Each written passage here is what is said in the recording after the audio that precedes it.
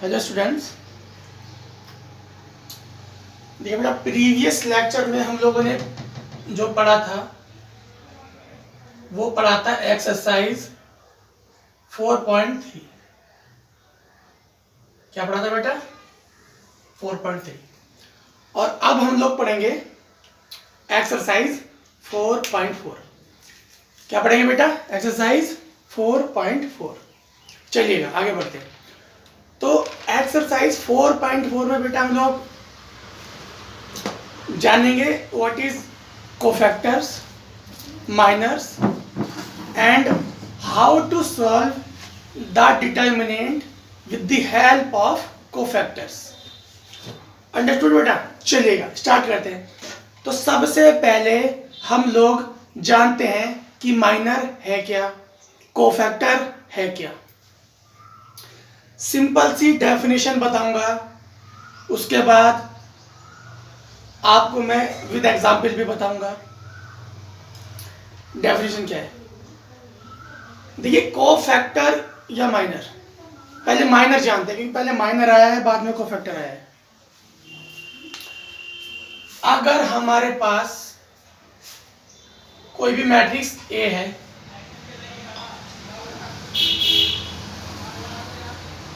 कोई भी मैट्रिक्स है बेटा, और अगर हमें किसी भी एलिमेंट के लिए माइनर लिखना है, क्या लिखना है बेटा? माइनर। तो उसकी डेफिनेशन होती है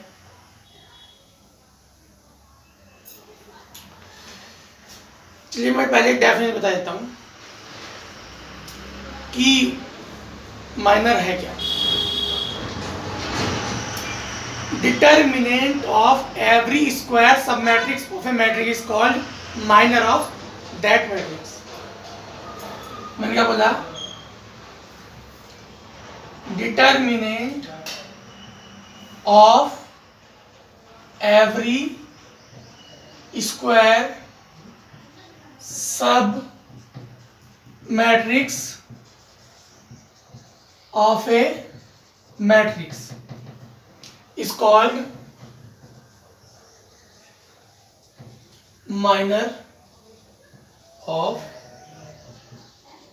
the matrix। यानी कि मैंने क्या होता है माइनर? माइनर क्या होता है कि डिटर्मिनेंट ऑफ एवरी स्क्वायर सब matrix of A matrix is called minor of that matrix. Means अगर मैं क्या करता हूं, अगर मैं कोई भी मैट्रिक्स ले रहा हूं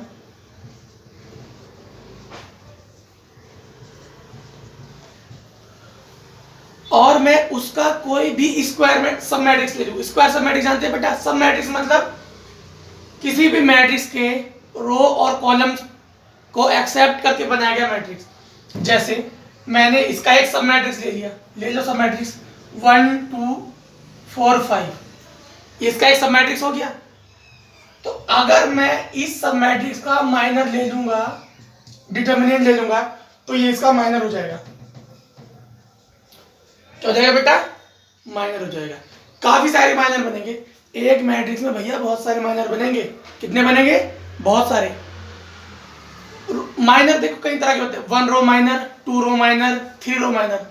1 रो माइनर का मतलब होता है जो मैट्रिक्स की एक रो से बना है। जैसे मैं पहले आपको बता रहा हूं 1 रो माइनर। 1 रो माइनर का मतलब है बेटा जो एक रो से बना है। जो एक रो से मतलब एक रो के एलिमेंट ले लो।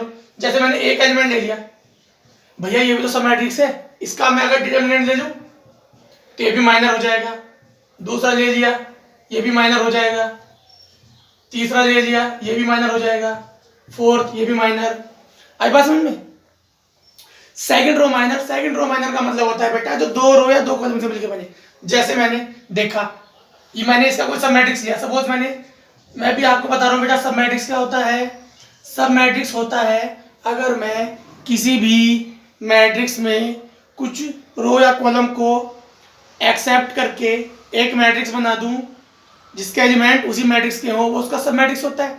जैसे सेट का सबसेट होता है, सेम मैंने आपको 11th में पढ़ाया बेटा, जैसे सेट का सबसेट होता है सिमिलरली मैट्रिक्स का सब मैट्रिक्स होता है।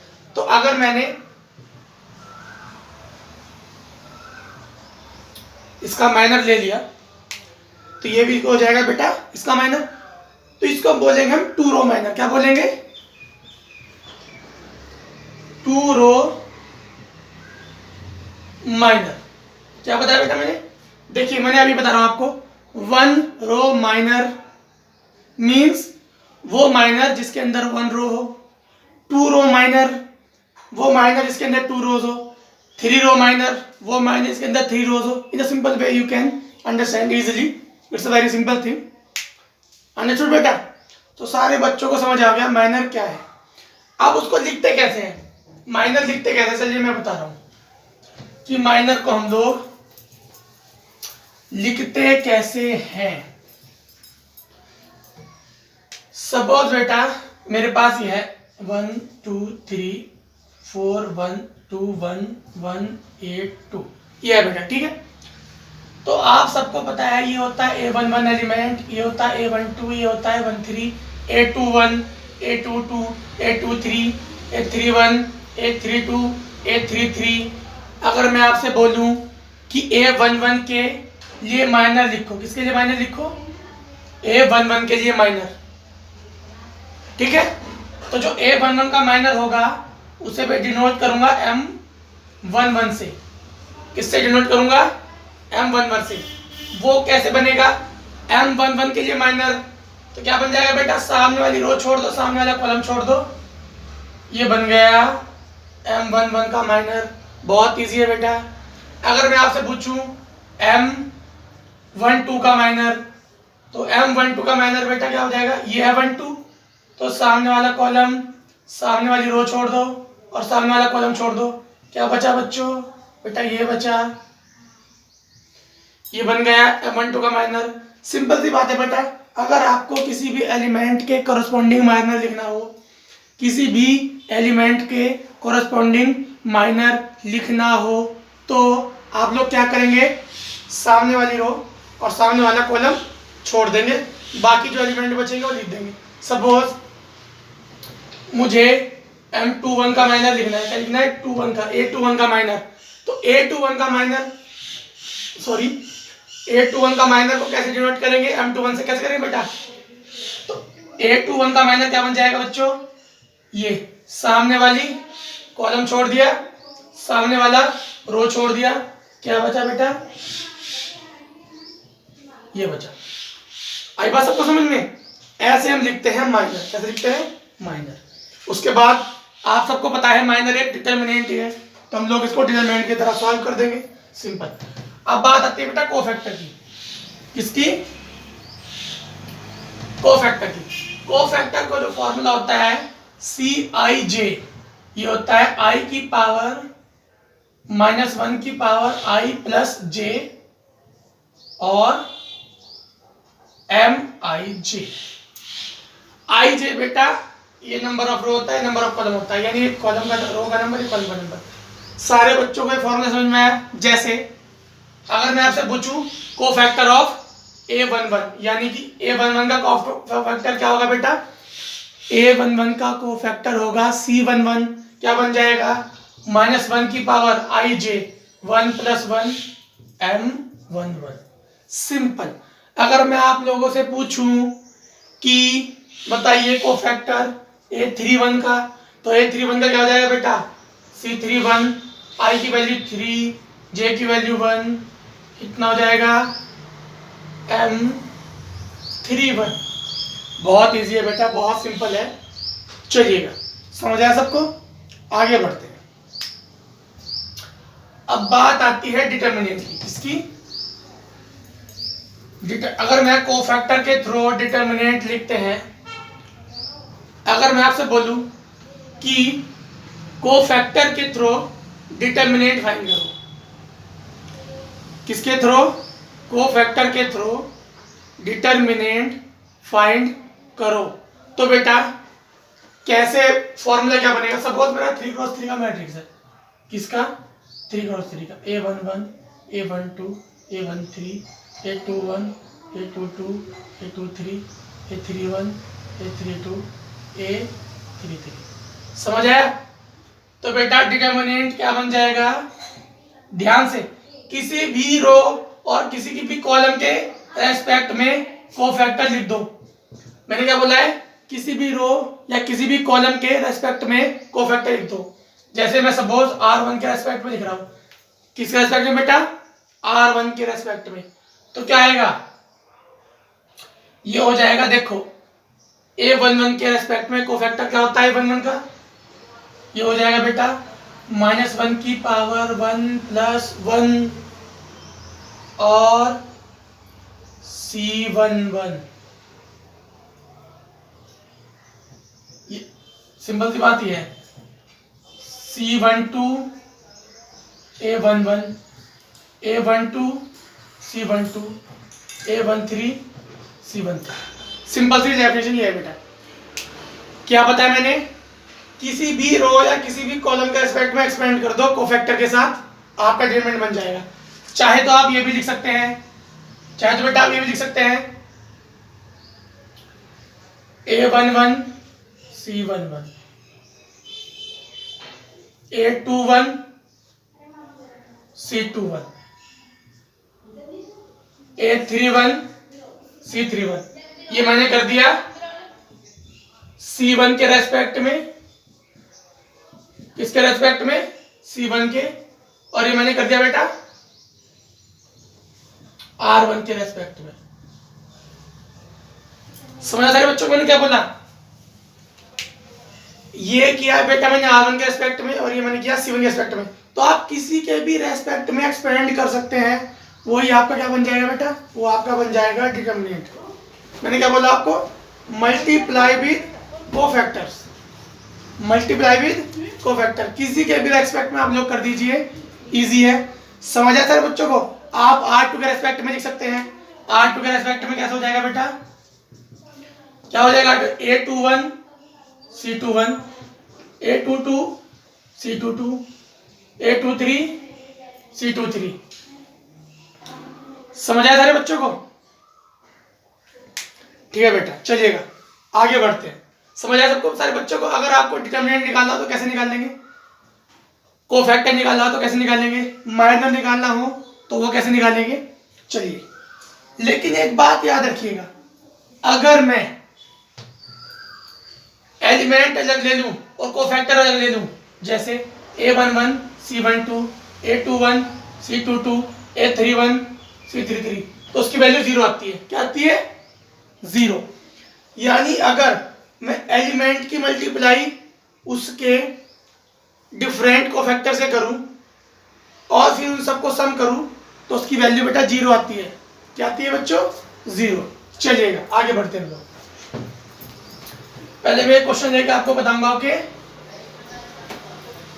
मैं आपको एक क्वेश्चन लेकर बता रहा हूं, 4.4 में इसी तरह के क्वेश्चन मिलेंगे आप लोगों को। मैं एक क्वेश्चन लेकर आपको बता रहा हूं कि कैसे फाइंड करेंगे माइनर। बहुत इजी है बेटा। जैसे पहला क्वेश्चन, 4 - 7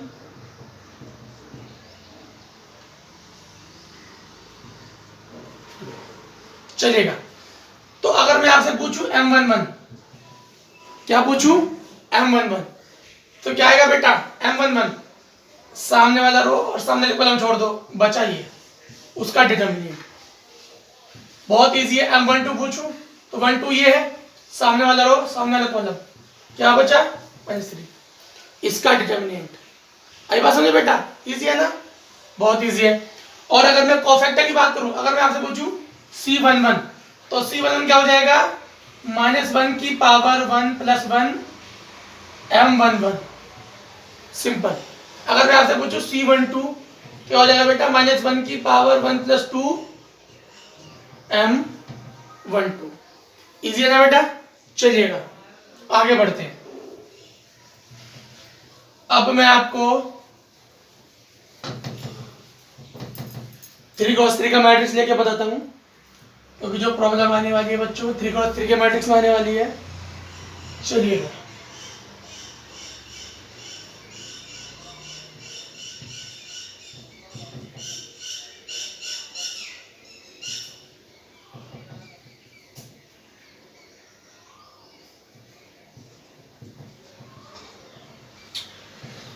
तो तो सबसे पहले जैसे मैंने लिखना हो, मैं आपसे पूछूं M11 के लिए माइनर बताइए, A11 का माइनर, तो बेटा A11 का माइनर क्या हो जाएगा, M11। बहुत इजी, मैंने आपको भी सिखाया था। सामने वाला रो और सामने वाला कॉलम छोड़ देंगे भैया, कितना बचेगा, ये बचेगा। क्या वैल्यू आएगी, 3 to the 6 और -4, कितना है बेटा, 2 आया। अगर आप, मैं आपसे पूछूं कि A12 के लिए माइनर बताओ, किसके लिए, A12 के लिए, तो कितना हो जाएगा बेटा, सामने वाला रो सामने वाला कॉलम, -9 + 2 -7, कितना है बेटा, 2 cos 2 का डिटरमिनेंट है, इजी सॉल्व कर दोगे। सिंपल सी बात है बेटा, सबको समझ आया ना माइनर कैसे निकालना है। अगर मैं आपसे बोलूं कोफैक्टर निकालो, क्या बोलूं, कोफैक्टर निकालो, तो सपोज मुझे कोफैक्टर निकालना है। चलिए अब हम निकालते हैं कोफैक्टर। क्या निकालते हैं बेटा, cofactor. Find all the cofactor of this matrix, find all the cofactor of this matrix. चलिए सबसे पहले मैं निकालूंगा C11। फॉर्मूला बताया था भैया, क्या बताया था, -1 की पावर i + j m(i)j। तो C11 क्या हो जाएगा, -1 की पावर 1 + 1 और m11, कितना हो जाएगा, m11। तो -1 की पावर 1 + 1 यानी कि 2, तो यानी -1 की पावर 2 प्लस का आएगा, m11 कितना हो जाएगा बेटा, 2 - 1 -4 3, कितना है बेटा, 3 × 6 यानी कि 2। अब मैं निकाल रहा हूं C12, तो क्या -1 की पावर 1 + 2 m12, कितना हो गया बेटा, -1 की पावर 1 + 2 यानी -1 की पावर 3, कितना है बेटा, माइनस में आ गया, तो ये कितना आ गया बेटा, ये गया और ये गया, ये आ गया हमारे पास -9 + 2 यानी कि आ गया बेटा 7।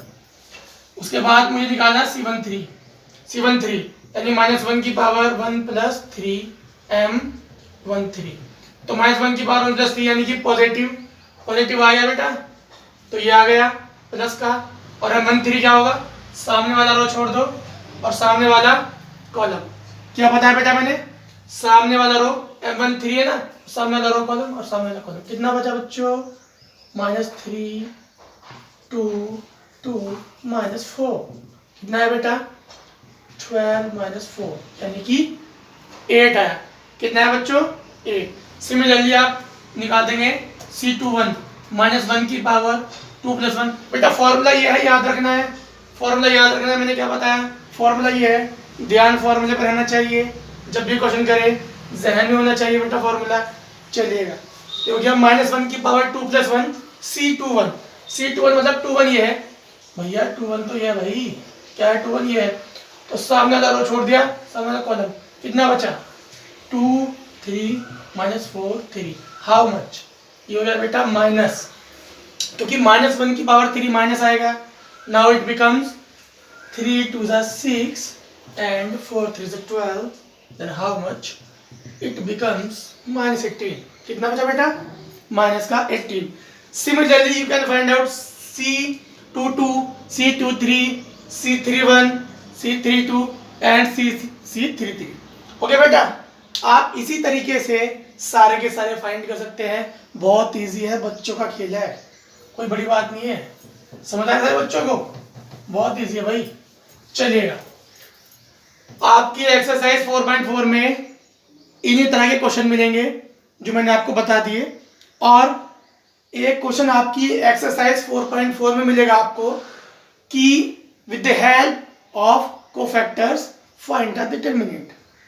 क्या मिलेगा बेटा, with the help of cofactors find the determinant, so that's why I taking a question.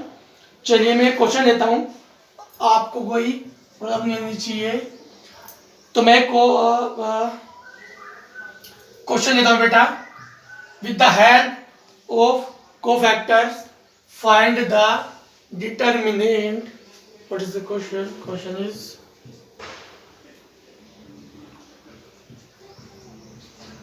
चलिएगा अभी अभी थोड़ी देर पहले मैंने आपको बताया था फॉर्मूला कोफैक्टर की हेल्प से। ये बेटा याद करने के लिए वाली चीज नहीं है, बस जहन में बिठा लो।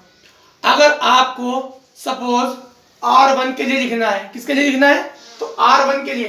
तो R11 में कौन कौन सा एलिमेंट होते हैं? A11, A12, A13, A11, A12, A13। तो क्या आएगा बेटा? फॉर्मूला क्या बन जाएगा बच्चों? ये बन जाएगा A11 माइनस 1 बनने पे जाता A11 C11, A12 C12 और A13 C13। आप किसी के भी रेशों बता सकते हैं बेटा।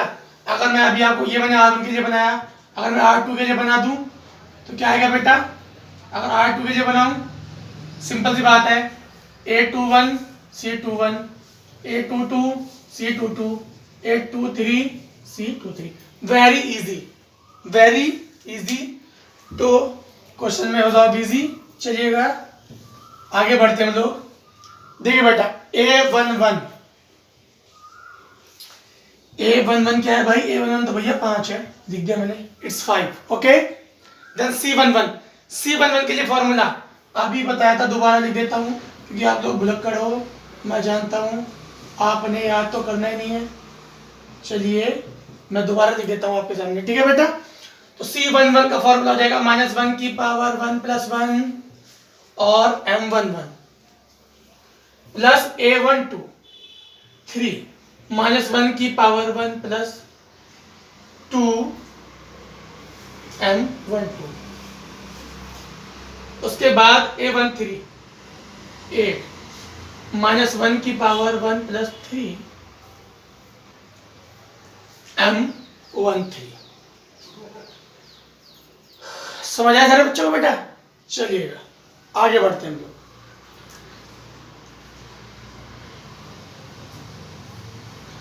-1 की पावर 1 + 1 यानी कि प्लस, और M11 अभी बताया था आपको, सामने वाला रो सामने वाला कॉलम, 0 1 2 3 प्लस 3 -1 की पावर 1 + 2, इट मीन्स -1 की power 3 and it becomes minus. तो जाएगा बेटा M12 क्या आएगा बेटा? सामने वाला रो और सामने वाला कॉलम छोड़ देंगे, तो जाएगा 2 1 1 3 एंड -1 की power 1 + 3 means 4, it means it's positive, so that we can say it becomes positive. And M13 क्या होगा बच्चों? सामने वाला कॉलम और सामने वाला रो छोड़ देंगे। चलिएगा छोड़ दिया मैंने, तुमने कहा भाई हमने छोड़ दिया, बात खत्म, ये आ गया। अब सॉल्व कर लो। 0 - 2 - 3 6 - 1 + 8 4 - 0 -10 6 - 1 means 5, it's -15 and 32, then it becomes -25 plus 32 and how much? 7। कितना है बेटा? 7। तो ये हमारा आंसर आ गया। आई होप आपको समझ में आएगा बेटा। फिर भी कोई डाउट हो तो आप लोग मुझसे व्हाट्सएप पे पूछ लीजिएगा, और किसी क्वेश्चन में मैं आपको व्हाट्सएप पे भेज दूंगा। और कोई भी आपको क्वेश्चन हो, मुझे डाउट हो, आप मुझे बता दीजिएगा, मैं आपको व्हाट्सएप पे सॉल्व करके भेज दूंगा। तो आज के लिए बेटा इतना ही रखते हैं। 4.4 में इन्हीं तरह के क्वेश्चंस मिलेंगे आप लोगों को, और आप लोग सॉल्व कर लेंगे क्योंकि बहुत ज़्यादा ईजी है। चलिए बेटा मिलते हैं नेक्स्ट लेक्चर में।